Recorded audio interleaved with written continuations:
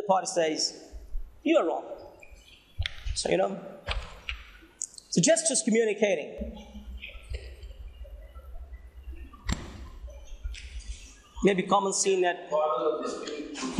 Yeah, that's right. So, I don't know why I even bother going out with you. So sometimes you go, then you repent. So, that's what you have.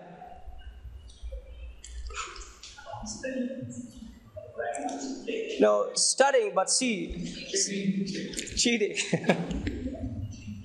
Right? So, a cheat. And obviously, he's saying, I don't want to pass the examination. He's saying, by doing this, he's confirming that I want to be a failure. Now, non-verbal channels. Facial expression. You saw face communicates a lot. Okay? Through face, you can intensify something. You can de-intensify something. Right? You can have nothing on your face. So, neutralizing something shocking, but the face is normal. So, so you can use your face to express. Gestures and postures. Gestures basically mean motion, especially hand motion. You must have seen when people are speaking, they're moving their hands. And these days, I see on many channels, many anchors, their hands move a lot. Okay? So it should be a controlled movement. It should be a controlled movement. And posture means the way you stand, the way you sit. For example, many times you see when people are standing, they're standing properly. But sometimes when people are standing like this, or like they're leaning on something. When you're sitting, you may be sitting, lounging on the chair, hunching, or you may be sitting upright. And this all communicates a lot. Next is vocal characteristics. Vocal characteristics, technically speaking, we call it paralanguage. It means the sound quality, the tone, the tenor, the stress that you have in your speech, the sound quality, the pitch. This is communicating a lot. And many times, many times this happens that a person is a nice person, a very nice physique, but the voice is not supporting. Voice is not supporting the physique. So you have to see all this. Another non-verbal thing is proxemics. Now proxemics is actually how close you are, physically close you are to the other person. For example, as I'm standing with this gentleman, it is a big distance. It's about very comfortably 3 feet, right? And if I stand very close, this shows much closeness. And if I'm standing far away, this also shows some distance. So proxemics, spatial distance, the distance basically communicates. Contact or touching. This communicates. You must have seen, whenever anybody is feeling uncomfortable, we touch the person, we shake hand. In fact, sometimes we shake hand with both the hands, Sometimes we hug the person, especially, on special occasions. For example, somebody died. So this is what, give a lot of consolation to the other party when you hug the person, when you touch the person, when you have a pat on the back. And smell also communicates. And you understand a good smell tells you a lot about that person as well. Other things are movement and stillness. For example, somebody's sitting still. Maybe more focused, maybe lost somewhere else. Somebody moving a lot. That is again communicating. What? Maybe the person is not comfortable, wants to say something, but may not be saying. Use of silence, time and space. As we say in Urdu, correct me, I think it's, khamoshi neem razabandi. Khamoshi neem razabandi. But I think this is very restricted use. It is only for one particular use. You cannot use it everywhere. But many times, if somebody is not speaking, again, same thing. Maybe fully lost, engrossed, or maybe not interested. Not interested. Personal appearance, personal attractiveness. Some people are really beautiful, handsome. That communicates a lot. But some people may not be very beautiful, very handsome, but they have nice personality. They're groomed up.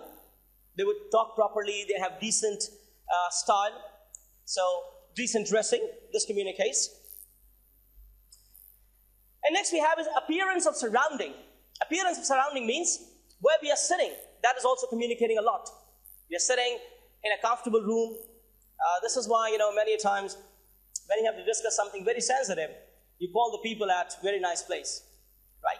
So conferences, workshops, these are normally held in hotels, nice places. And sometimes when you want to discuss something very personal about future, you also go to a nice place and sit and discuss. So surrounding communicates a lot. Written message also has nonverbal, which is generally ignored. But you understand, when you're writing something in bold, in italic, underline, or when you're writing in caps, this is all nonverbal. And by the way, many times, in the corporate world, when you're writing in capital to a customer, to a supplier, it is taken as shouting. It's taken as shouting. Now, a little demonstration. You say the same thing. It may appear as criticism or praise. For example, you lost weight. It can be said in many ways. For example, if I say you lost weight, it looks that I'm genuinely praising. Or it could be, you lost weight, man. You see? Here, it has become a criticism. Or, for example, you're an expert. If I say, you're an expert, man. And if I say, you're an expert, the message completely changes. And sometimes I give an example that you can say, I love you to somebody in a way that the person will hate. And sometimes you can say, I hate you in a way that people will love. For example, if somebody says, I hate you, it doesn't have any bad feelings. But if somebody says, I love you, again, you see here, it has different meaning. And you can see, for example, last thing, you're so sensitive. You're so sensitive, man. You're very sensitive. See? It becomes criticism. Now let us talk about verbal communication. In verbal communication, we talk about three things: PWC, planning, writing, and completing. When you talk about planning a document, in fact, when you talk about communication, we are talking about oral as well as written. So when you talk about communication, you plan, and in planning you look at two things. One, the purpose. Second, the audience. Now purpose, sometimes the purpose is to make people aware. Sometimes the purpose is to criticize. Sometimes the purpose is to convince. See the purpose. Obviously, your language has to be as per purpose. And the language has to be as per audience as well. Now, there's a very, very important thing called audience analysis. Audience analysis. Whenever you're speaking, must do audience analysis. For example, when I'm talking to you, I've seen this thing that the people I'm talking to, they're all grown-up professionals, teachers, right? So definitely, I'm talking to you in a different way. Words are different. But if I'm talking to, say, students, then obviously things will change. So analyze the purpose, analyze the audience. Then you must do some investigation. In corporate world, when you write, you have to be solid.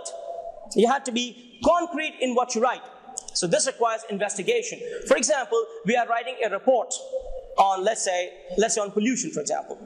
So obviously, I must investigate what is pollution, because I may not be an expert. What is pollution?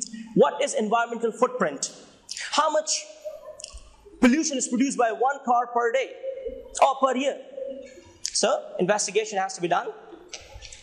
And then I try to mold everything, adjust everything according to my audience. For example, if my audience is technical people, they're engineers, I can write in technical language.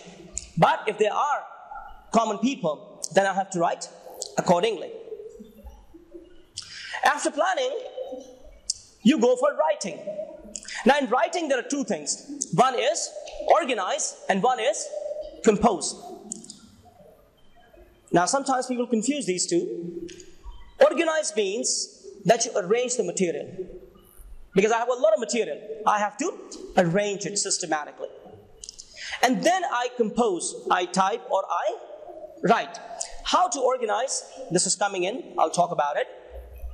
And once I've organized the material, I have typed it, I'm going for